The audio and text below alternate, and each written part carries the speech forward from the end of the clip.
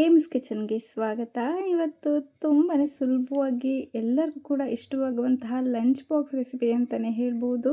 ನಾವೆಲ್ಲ ತುಂಬ ಥರದ ಪುಳಿಯೋಗರೆಯನ್ನು ತಿಂದಿರ್ತೀವಿ, ಆದರೆ ಹೆಸರು ಕಾಳಿಂದ ಮಾಡಿರುವಂತಹ ಪುಳಿಯೋಗರೆಯನ್ನು ನಾವು ತಿಂದಿರೋಕ್ಕೆ ಸಾಧ್ಯನೇ ಇರೋದಿಲ್ಲ. ಬನ್ನಿ ಯಾವ ರೀತಿ ಮಾಡೋದು ಅಂತ ನೋಡೋಣ. ಮೊದಲಿಗೆ ನಾನಿಲ್ಲಿ 2 ಸ್ಪೂನಿನಷ್ಟು ಹೆಸರು ಕಾಳನ್ನು ಬಳಸಿದ್ದೀನಿ.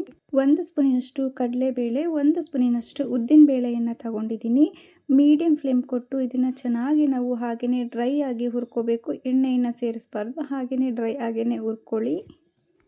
1-2 ನಿಮಿಷ ಆದ ನಂತರ ಜೀರಿಗೆಯನ್ನು ತಗೊಂಡಿದ್ದೀನಿ. 1 ಸ್ಪೂನಿನಷ್ಟು ಜೀರಿಗೆ ತಗೊಂಡಿದ್ದೀನಿ. ನಂತರ ಖಾರಕ್ಕೆ ಗುಂಟೂರು ಮೆಣಸಿಕಾಯಿ 4 ಮತ್ತು ಕಲ್ಲರ್ಗೆ, ಇದು ಖಾರ ಇರೋದಿಲ್ಲ, ಬರೀ ಕಲ್ಲರ್ಗೆ ಬ್ಯಾಡಗಿ ಮೆಣಸಿಕಾಯನ್ನು ತಗೊಂಡಿದ್ದೀನಿ. ಇದನ್ನು ಕೂಡ 1-2 ನಿಮಿಷ ಹಾಗೆಯೇ ಕೈ ಆಡಿಸ್ಕೊಳ್ಳಿ. ಮೀಡಿಯಂ ಫ್ಲೇಮ್ ಕೊಟ್ಕೊಂಡು ನಾವು ಹುರ್ಕೋಬೇಕು. ನಂತರ ಇಲ್ಲಿ ಕೊಬ್ಬರಿಯನ್ನು ಸೇರಿಸ್ತಾ ಇದ್ದೀನಿ. ಇದು ಕೊಬ್ಬರಿ ಅಂತೂ ಸ್ಕಿಪ್ ಮಾಡ್ದಲ್ಲೇ ಹಾಕ್ಕೊಳ್ಳಿ. 1 ಸ್ಪೂನಿನಷ್ಟು ಎಳ್ಳನ್ನು ಸೇರಿಸಿದ್ದೀನಿ. ಎಳ್ಳು ಕಪ್ಪೆಳ್ಳು ಆದರೂ ಹಾಕ್ಬೋದು, ಬಿಳಿ ಎಳ್ಳಿದ್ರೆ ಯಾವುದಾದ್ರು ಇದ್ರೂ ಕೂಡ ಯೂಸ್ ಮಾಡ್ಕೊಳ್ಳಿ. ಇದು ಕೂಡ 1-2 ನಿಮಿಷ ಬಿಸಿ ಆದ ನಂತರ ನಾನಿಲ್ಲಿ ತಣ್ಣಗಾಗೋದಕ್ಕೆ ಬಿಡ್ತಾ ಇದ್ದೀನಿ. ತಣ್ಣಗಾದ ನಂತರ ಮಿಕ್ಸಿ ಜಾರಿಗೆ ಹಾಕಿ 1 ರೌಂಡ್ ಓಡಿಸಿ ನಂತರ ಹುಣಸೆ ಹಣ್ಣನ್ನು ಹಾಕ್ಕೊಂಡಿದ್ದೀನಿ. ಇದನ್ನು ಪೂರ್ತಿ ನಯಸ್ಸಾಗಿ ಪುಡಿಯಾಗೋವರೆಗೂ ನಾವು ಪುಡಿ ಮಾಡಬಾರ್ದು, ಸ್ವಲ್ಪ ತರ್ತರಿಯಾಗಿದ್ರೇ ಚೆಂದ. ಪೂರ್ತಿ ನಯಸ್ಸಾದರೆ ನಮಗೆ ಚೆನ್ನಾಗಿರೋದಿಲ್ಲ ತಿನ್ನೋದಕ್ಕೆ, ಹಾಗಾಗಿ ಸ್ವಲ್ಪ ತರ್ತರಿಯಾಗಿ ರುಬ್ಕೊಂಡಿದ್ದೀನಿ. ನಂತರ ಒಗ್ಗರಣೆ ಹಾಕ್ಕೊತಾ ಇದ್ದೀನಿ. ಸ್ವಲ್ಪ ಎಣ್ಣೆ ಕಾದ ನಂತರ ಸಾಸಿವೆ ಹಾಕಿದ್ದೀನಿ.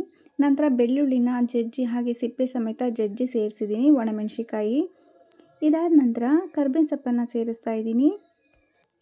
ಸ್ವಲ್ಪ ಅರಿಶಿನವನ್ನು ಸೇರಿಸ್ಕೊಂಡು 1 ನಿಮಿಷ ಹಾಗೆಯೇ ಕೈ ಆಡಿಸ್ಕೊಳ್ಳಿ ಅಷ್ಟೇ. ಇದಕ್ಕೆ ಕಡಲೆಬೇಳೆ, ಉದ್ದಿನಬೇಳೆ ಎಲ್ಲನೂ ಕೂಡ ನೀವು ಸೇರಿಸ್ಕೋಬೋದು, ಆದರೆ ಈ ವಿಧಾನದಲ್ಲಿ ಒಮ್ಮೆ ಮಾಡಿ ನೋಡಿ, ತುಂಬಾ ಚೆನ್ನಾಗಿರುತ್ತೆ. ನಾನಿಲ್ಲಿ ಕಡಲೆ ಬೀಜನ ಫಸ್ಟೇ ಎಣ್ಣೆಯಲ್ಲಿ ಹಾಕಿ ಹುರಿದು ಇಟ್ಕೊಂಡಿದ್ದೆ. ಇವಾಗ ಅನ್ನವನ್ನು ಸೇರಿಸಿದ್ದೀನಿ. ಇವಾಗ ಪುಡಿಯನ್ನು ಸೇರಿಸ್ತಾ ಇದ್ದೀನಿ. 4 ಚಮಚದಷ್ಟು ಪುಡಿಯನ್ನು ಸೇರಿಸಿದ್ದೀನಿ. ನೀವು ಎಷ್ಟು ಅನ್ನವನ್ನು ಹಾಕ್ಕೊತೀರ ಅದ್ರ ಮೇಲೆ ಡಿಪೆಂಡು, ಸ್ವಲ್ಪ ಜಾಸ್ತಿ ಇದ್ರೇ ಚೆನ್ನಾಗಿರುತ್ತೆ. ನಂತರ ಸ್ವಲ್ಪ ಕೊಬ್ಬರಿ ತುರಿಯನ್ನು ಸೇರಿಸಿದ್ದೀನಿ. ರುಚಿಗೆ ತಕ್ಕಷ್ಟು ಸ್ವಲ್ಪ ಉಪ್ಪನ್ನು ಸೇರಿಸ್ಕೊಂಡು ಎಲ್ಲನೂ ಕೂಡ ಚೆನ್ನಾಗಿ ಮಿಕ್ಸ್ ಮಾಡ್ಕೊಳ್ಳಿ. ಮೀಡಿಯಂ ಫ್ಲೇಮಲ್ಲೇ ಕೊಟ್ಕೊಂಡಿರಿ, ಗ್ಯಾಸನ್ನು ಆಫ್ ಮಾಡಬೇಡಿ.